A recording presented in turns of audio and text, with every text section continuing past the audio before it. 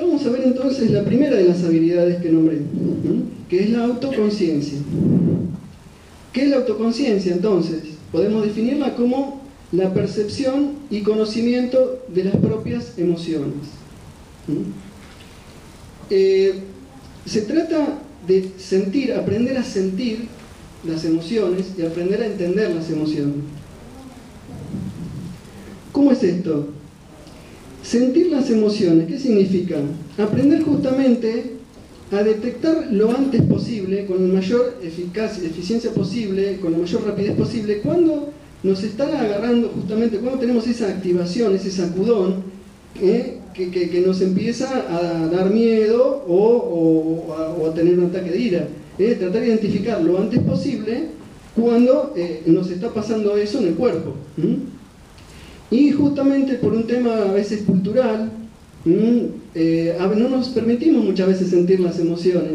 Por ejemplo, cuando a los hombres hace muchos años nos decían, no, pero no llores, no seas mariquita, los hombres no lloran. Entonces, bueno, se caen esas cosas, al final nos cerramos y no sabemos sentir las emociones. Entonces de repente no sabemos identificar después también, por ejemplo, en otro ámbito, pero cuando nos ponemos furiosos y empezamos a discutir con alguien, por ahí esa persona nos dice, pero no te pongas así.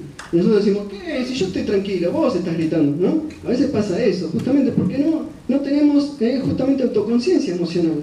No sabemos cuándo estamos empezando a sentir una emoción fuerte. ¿Y de qué se trata entender las emociones? En primer lugar, se trata de informarse lo más posible de cuáles son los mecanismos que producen una emoción, o cuáles son los mecanismos del miedo, de todas las emociones. Podemos hablar de cuatro emociones básicas, aunque hay distintos autores y distintas clasificaciones. Ya nombramos varias veces el miedo y la ira, sobre todo el miedo, que es la principal de las emociones, y la alegría y la tristeza. Podemos hablar de cuatro emociones básicas de las cuales se derivan todas las demás, ¿no? Bueno, entonces podemos informarnos para saber entender el mecanismo de las emociones. Pero también tenemos que entender fundamentalmente el porqué de mi miedo en un momento determinado. O sea, entender no solo al miedo en general, cómo funciona, sino el porqué de mi miedo en un momento y en un lugar determinado. De eso también se trata, entender las emociones. Y acá dice, ponerle palabras a los sentimientos. Esto también nos cuesta mucho, porque así como veo cómo se degrada, sobre todo en la gente joven, el vocabulario en general, y cada vez utilizan sobre todo los jóvenes cada vez menos palabras. ¿Culpa de qué? Bueno, no sé, de los mensajes de texto, de internet, de lo que fuera, pero es una realidad bastante triste. Pero también en materia de educación emocional o de inteligencia emocional, usamos muy pocas palabras para describir a las emociones. A tal punto que a veces nos sentimos mal y no sabemos ponerle ni una palabra, o decimos, estoy nervioso. ¿Y estoy nervioso qué es? Es una descripción de cómo nos sentimos, pero es muy pobre.